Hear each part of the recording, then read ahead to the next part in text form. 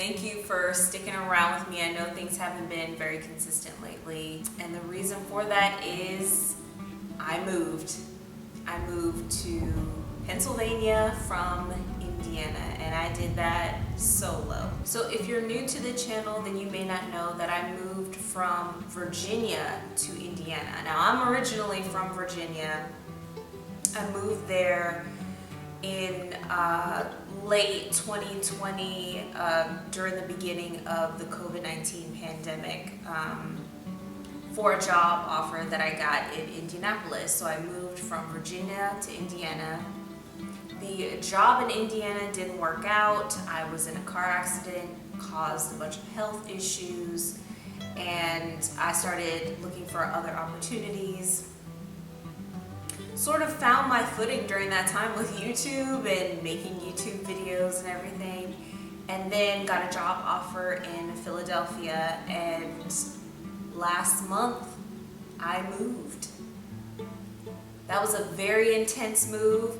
I have to say, out of all of the moves that I've done, I've moved from Virginia to Tennessee, from Tennessee to Virginia, from Virginia to Indiana, and now from Indiana to Pennsylvania. This last move was the most intense move that I've ever done. And I did a lot of things differently. After having moved out of state multiple times, I figured out a way of staying organized and planning that doesn't drive me insane. So I wanted to share a little bit of the trip with you all and give you all some advice if you're interested. I know a lot of people are moving more often now to find places that, number one, are affordable, you know, places where you can see yourself being able to move up. And I know that I wish that there was a sort of guide like this when I was planning this move, because this move required so many different moving parts to it. There were so many different limitations that I hadn't had before. So this move was very different from other moves that I've had in the past. So I hope this is helpful for you all. And if you guys have any questions, please let me know and I'd be happy to give you some answers. So this video is gonna act as sort of a life update slash moving vlog. So I'm familiar with Philly. Like I said, I'm from Virginia, so I have family that's from Philly, Maryland, Delaware, this whole area, but I've never lived here. If you're going through a big move like this, don't be scared. Try to make things as easy for yourself as you can, because things will come up that will throw you off. And if you have certain things taken care of, then there's less on your plate for you to be worried about, because it's very different to be moving around the corner than it is to be moving across states. If there's anything that I haven't thought of in this video that you guys want me to make in another video or answer through some posts, I can do that. Just let me know. And now the why. I moved to Pennsylvania for a full-time salaried job opportunity. My small business is still small, and I manage it 100% on my own. And by that, I don't mean that I have family helping me, I have friends helping me. I don't mean that I have a Fiverr team behind me. I mean, I manage my shop by myself, I promote it myself, I pack orders by myself. It's an entirely a solopreneur operation over here. So here's the win. The win is a very, very tight timeline. I had less than 4 weeks from the moment that I got the firm offer of employment to move on it. So for this trip, I decided that I was going to visit in person that week that I got the answer. So I rented a car and I drove out to Philly from Indiana and spent the weekend here. I had a bunch of showings lined up, plus some places that I sort of saw spontaneously. So for example, if the leasing agent also knows about other available units, maybe in another part of the city or in a different building, I was very open to going to see those as well. So I didn't have everything on a super tight schedule because I knew opportunities like that would come up. So I drove around, I got the lay of the land. Seeing a lot of the neighborhoods in person for a city like Philadelphia was really important, as I learned later, because it's not just separated by neighborhood, it's from street to street, the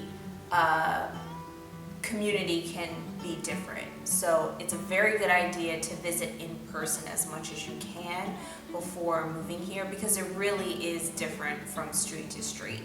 And in Philadelphia, there are streets that are half a block. So it's good to have your feet on the ground here and being able to see things in person. So I spent a weekend here, came back, started making arrangements. At first I looked into shipping everything, having a moving company pick up everything, packing everything ahead of time, having them pick it up and deliver it so that I wouldn't have to worry about it. But then I started reading about so many horror stories of people's property being broken and companies not being insured and bonded and unwilling to pay the cost. Instead, I decided to pack up everything myself, rent a cargo van instead of a typical moving truck, and drive from Indiana to Pennsylvania. And lastly, the how. I will definitely make you guys a video about shopping for an apartment in Philly. It has its own challenges. I know it will be helpful for a lot of people to know what the cost is like and what you're paying for, and different neighborhoods that you may be interested in looking at that are very popular. So I'll make sure to put that together for you all. An apartment tour. This corner is very clean and clear, but haven't quite found a few very key organizational pieces yet. So I'm looking for stuff for storage mostly right now. Not so much decor, but I will keep you guys posted if everything comes together and the stars and the moon align and I find some pieces that will work enough that I feel like I can put something together for you all. So can't promise an apartment tour right now. A big part of your moving process is going to be transportation. How are you going to get from point A to point B? And for me, I decided to try to find a cargo van, which is not a moving truck, because that'll make it easier for me to drive around Philly, because there's no straight shot into anywhere in Philly. And having traveled out here for the weekend, I knew how difficult that would be, and I knew that I could not drive like even a 10-foot moving truck around the city. But a cargo van is much more maneuverable for me. So that is very difficult because there are not a lot of companies that allow you to travel outside of the state with a cargo van. For example, Enterprise, you can rent a cargo van, but it's for local moves only. Same thing with U-Haul, local moves only.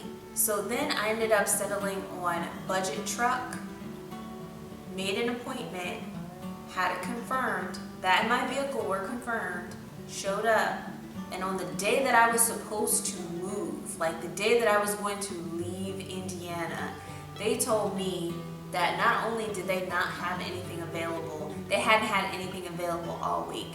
I was livid. I will never recommend budget truck to anybody, because when I called customer service to say, hey, is there anything that I can get that is available? And they were like, actually, if you travel 60 miles this way, you can pick up something. I was told that their confirmation is not a confirmation, basically. That it's an acknowledgement that they've received your request, but they're not guaranteeing that they have the equipment that you're looking for. I said some things that I'm not going to repeat. And then I made some more calls, and Penske is the MVP. The same day that I needed that cargo van, I got it. I was only running a couple hours late. This was extremely stressful because I knew that so many other companies did not allow cargo vans to be for out-of-state moves. So Penske, it was a little bit more expensive, but the van they gave me had less than 20,000 miles on it, which is very, very good. So I knew that it was a pretty new van, I'd also read a lot of horror stories about people renting moving trucks and then they're on the highway for an hour and the engine stops working. So I was very glad, and I knew that the chances of there being something mechanical wrong with the van were very low. And I was able to leave there with the confidence knowing that most likely not be an issue. Something to keep in mind is the pickup and drop off issue. Now, I got rid of my car before I left because I knew that in Philly, the expense of having a car would be 4 times what it is in Indiana. Not to mention the parking situation, which does not exist in Philadelphia. You would be very, very lucky to find an apartment complex or condominium complex that had parking included, or that even parking is available for residents.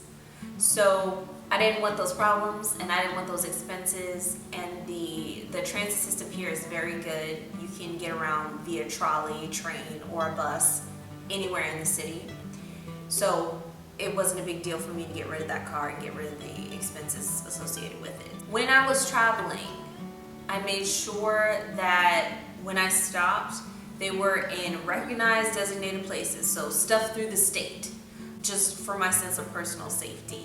And on that note, I had a personal safety plan. I don't know how other people deal with their personal safety when they're traveling alone. I was also sending videos, photos, and the physical address, like physical location address, to everybody that I was in contact with while I was traveling. So friends, family, everybody knew where I was when I stopped. If there was a long stretch of road and I didn't plan on stopping, I would let them know where I was, just as part of my personal safety plan. So make sure that you have however you do it, that you are, I know it's tiring to travel, especially long distances like those. But please make sure that you have a plan in place to confirm your location, to make sure that people can track you, and to make sure that you have a backup plan. Whew. The drive from Indiana to Pennsylvania to Philly took about a day and a half.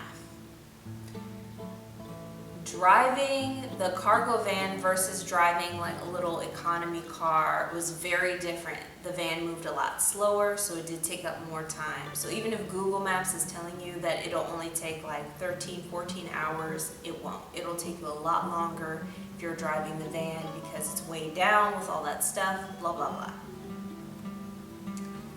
I will say it was a very nice drive. I took only the main roads because I knew that I was moving myself. So that meant a lot of toll roads, and overall I would say it was really worth it because I never felt like I was too far from humanity. If you're trying to avoid toll roads or you're trying to get there faster, a lot of these like GPS maps will direct you to take routes that can be very dangerous, very narrow, or not well lit.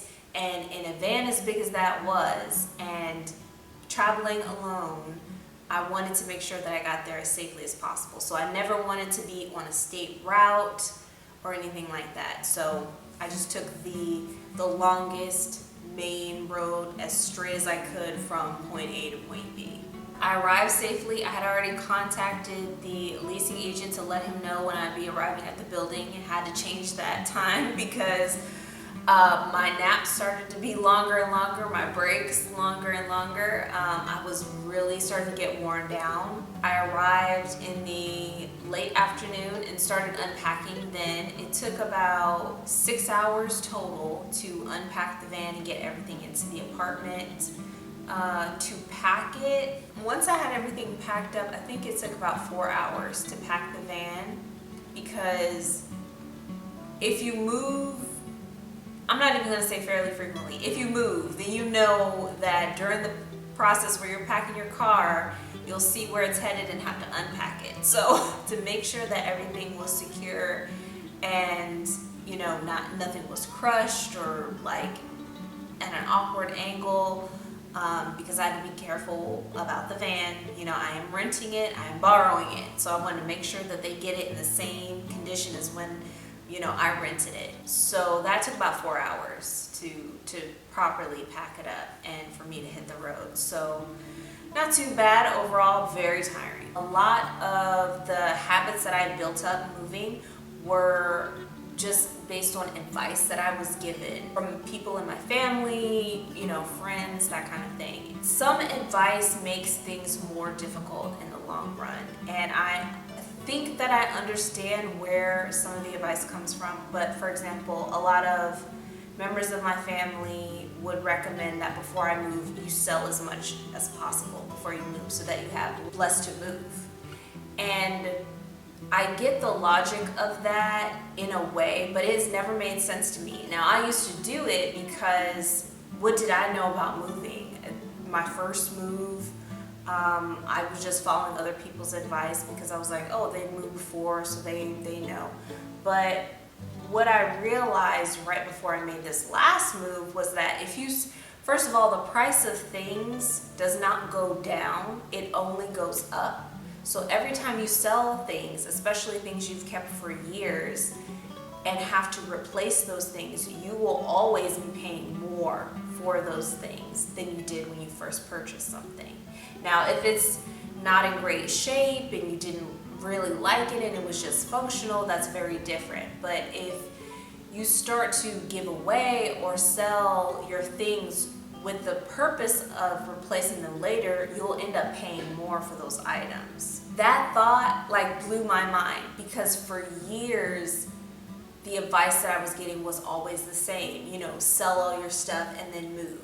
And then I'd move and it would take me so much longer to get settled in and to feel comfortable, because I was having to shop around, I was having to spend time shopping rather than just having everything that I need, getting set up, and then getting settled in. So it's really about your time. How much time can you save? How much of your energy can you save? Because moving takes a lot of your energy, emotionally, mentally, all of it. I decided not to do that this time. I was only gonna sell things that I wasn't sure about, things that I didn't use or didn't plan on keeping. And I actually purchased a couple of things. Now, I accounted for the size and dimensions of those things beforehand because I knew that I was going to be transporting everything myself. And with a cargo van, you want to be very sure about the dimensions and how much space that you have available if you're going to do things this way. So I made sure that I had the dimensions of the van before I purchased anything. But I did buy a couple of pieces of furniture that I really liked that were reasonably priced. To sell or give away your vintage stuff is much harder than giving away something from JCPenney or IKEA, because you know you can always just go and replace it. With something that's vintage or an antique, you know that it will be a very slim chance that you'll be able to find that item again, especially if you caught it at a great deal. So I was unwilling to do that because I was moving to a big city where I was very sure that I wouldn't be able to find things at the same price as they were in Indiana. That is my advice to you. If you're moving and you're more concerned about saving your time, saving your energy, and getting settled in as soon as possible, have what you need before you move. A lot of people are buying more mindfully and taking a slow living approach to things, so they know that everything that they have serves a purpose and provides something to them. But don't feel pressured to just sell everything and hit the road like that's going to save you money, because it doesn't. I know that it's a thing that people say, but in my experience, it's never really worked in my favor. And when I moved here and I realized the limitations of living in a city that's set up the way Philly is, I was so glad that I had everything that I needed, because a lot of these buildings don't have elevators, so there's always stairs. And if I didn't move into the building that I did, it would have been very difficult for me to move into it by myself the way that I did. Now, I don't recommend that. I do not recommend moving into a place on your own. There are a lot of moving parts to be able to do that safely, and you could really just save yourself the time and energy by just hiring a moving company to come in and move you in. Saves you so much time and so much energy. If you could come into your new apartment and everything is already there, maybe even unpacked, maybe even already assembled, it just makes things so much easier for you. So I would consider that, honestly. It's been a couple of months since I updated you all on what was going on with me, and I'm happy to say that I'm enjoying my new job. I'm enjoying my new city and my new apartment and having this gorgeous space to myself. And as you can see, I've made one of my larger purchases and I just love it. It reminds me of something from the house in the movie Practical Magic. Such an iconic house. But anyway, so you guys will be seeing more movie reviews coming up. I just found out that HBO Max has Evil Dead Rise premiere there, so that's what I'll be watching as soon as I finish filming this video. But if you guys have any questions, please let me know. I'd be happy to answer them as best I can. And, you know, thank you for spending your time here with me, and I'll see you guys next time.